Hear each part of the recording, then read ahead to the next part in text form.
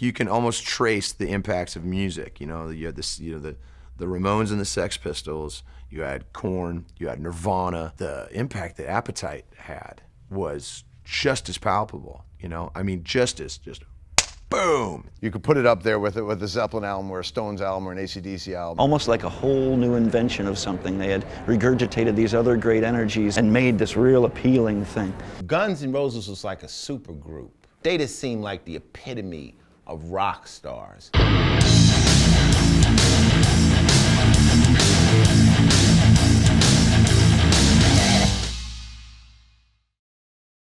They were the exact antithesis of what was hot at the time.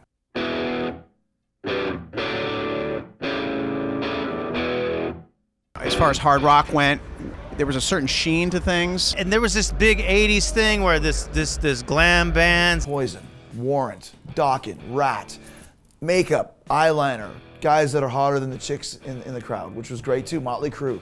Then here comes Guns N' Roses. They're none of those things. They cut through all the bullshit. They were real.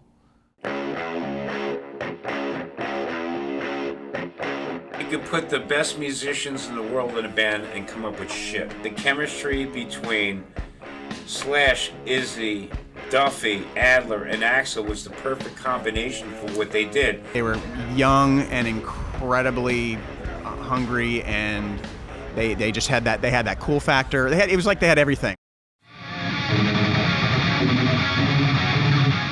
Axl Rose, nobody sang like Axl. High, gritty, ballsy. He's obviously, you know, one of the greatest singer or frontman guys to come along ever. Axl screaming "Welcome to the Jungle" and him doing that crazy shuffle dance and shit like that. Every singer was doing the Axl at the time too. Axl's energy, his angst, his delivery, his passion, his rebelliousness. But, you know, Axl is a perfectionist, same with Slash. Slash is a great guitar player. The thing that always struck me about Slash as a guitar player was how easy he made everything sound. It just sounds so effortless and so clean, and it's got a style all its own. Slash and Izzy, the two guitar players really worked well together, and the interlocking sort of riffs that they had. Izzy, to me, was the unsung hero in the band. Great writer. It's almost like what Brian Jones was with the Stones. You know, great bass playing by Duff. Really melodic, cool lines. Adler, you know, but to me, he was the best drummer for that band. Drumming just got heart and soul to it. Because he had that loose swagger about him that just made those tracks great. Guns N' Roses were a typical hardcore rock band where had no money, lived with strippers, they kept them alive. Scene in LA on the Sunset Strip was bubbling the time that record came out. You know, the lineup that ended up being, you know, the classic lineup as you call it, went on a road trip to Pacific Northwest, and the car broke down and we hitchhiked to Seattle. And that was the sort of thing that really bonded us all together, and you know, we stuck it out from that point on. But it was quite an experience. We made it to Seattle. We did a gig in Seattle on borrowed gear because all our stuff was trapped with the car and the U-Haul. And we borrowed a band called the Fastbacks gear. We played a show, and then we got a lift back to LA, and we were together from that point on.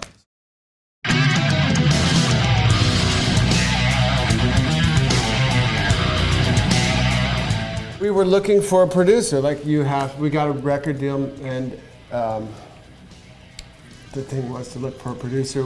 Mutt Lange, it cost more just to walk in the room than we had for a record. Mm-hmm. So that was out, and then Paul Stanley came and saw us. He was into the band, but he had a different vision. He wanted to add more drums, and we just got done taking away all Steven's drums. No rack tom, nothing, and he envisioned rack toms. So that was a quick meeting. Thanks, you're Mr. Paul Stanley. We thought it was cool to have a meeting with Paul Stanley. Sure. Well, we were producing Tesla's first album for Geffen Records and working with Tom Zutaut, who's the A&R guy. And during the process of recording, he started sending me demos of Guns N' Roses. And I just fucking loved it. So they wanted to go right away and have myself and my partner Michael Barbiero produce Guns. And we wanted to, but, to be honest with you, we were so burnt that, you know, when I get involved in a project, we have to be 1,000% or it's not worth it. So I said, you know what, Tom, if you need it done now, my best suggestion is find a producer and we'll mix the record for you. So that's why I believe that Tom reached out to Mike Klink. You know, when you record today, everything's in Pro Tools, on a computer, you look at your screen, make sure everything's perfect. Thank God that shit didn't happen when that record came out, because the imperfections came out, the vulnerability of performances came out. And most of the songs on that record, you know, especially musically and the arrangements and stuff, were all done. We had short attention spans. We shared ideas, and you have to kind of lose your ego when if you've got a riff or something, you bring it into that band, because we would tear stuff apart and put it back together.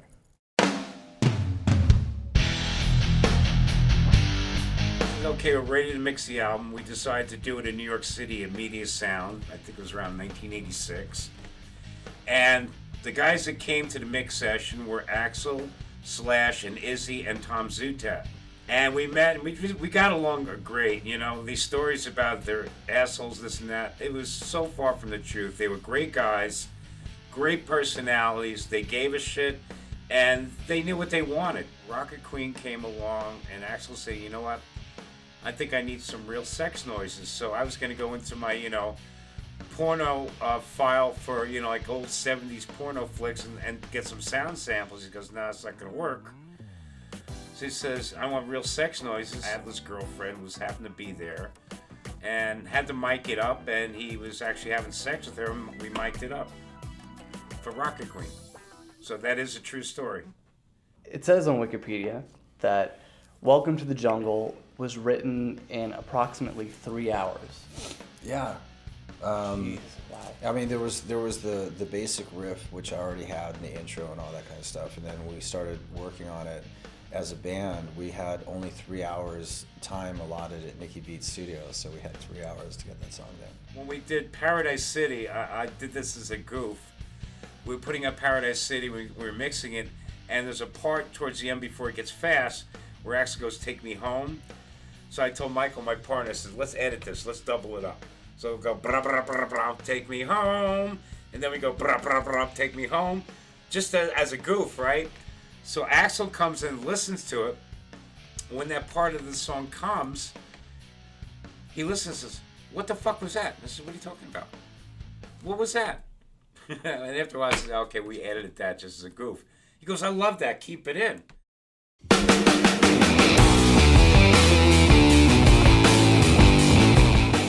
In 1987, when Appetite came out, it wasn't a huge hit from the start. It took about a year for it to build. I saw Guns N' Roses twice, right around the time when Appetite came out. I remember the first time I saw him was with The Cult. And I remember this kind of like ratty guy came out, and he went like, of all the bands in the world, this is one of them. Here's Guns N' Roses. I kind of just, you know, I saw them and wrote them off as like, oh, it's just like another LA glam band like Motley Crue or Rad or Quiet Riot. And Geffen would not give up. I think Welcome to the Jungle is probably released 3 times. The first time I heard Welcome to the Jungle, it was on Headbangers Ball, and they had put it at the ass end of the 3rd hour. Because for a while it was 3 hours. And me and my friends were sitting, that song came on, and we stopped everything that we were doing, and we just all like zombies, dude, just turned and we watched this video. Suddenly, like, the songs were just everywhere. You couldn't escape them. And then buying the album, you're just blown away. I mean, song after song, it is probably top 5 best rock albums. Screw debuts, best rock albums ever. And then I started to realize, wow, these are good songs. These are awesome songs. All you heard the whole summer of 1988 was Appetite for Destruction. Mr. Brownstone, it was Paradise City, it was Welcome to the Jungle, just cranked in everybody's vehicle, driving up and down Main Street. It completely changed how people dressed themselves, acted. Like, people didn't want to settle for that foo-foo shit anymore. They wanted it raw. Really cracked down the entire system, changed everything. And it was such a great blend of everything that I loved. It was heavy, it was punky, It was rocking. It was, you know, it had its tender moments, but guy was just attitude, and it was fucking perfect.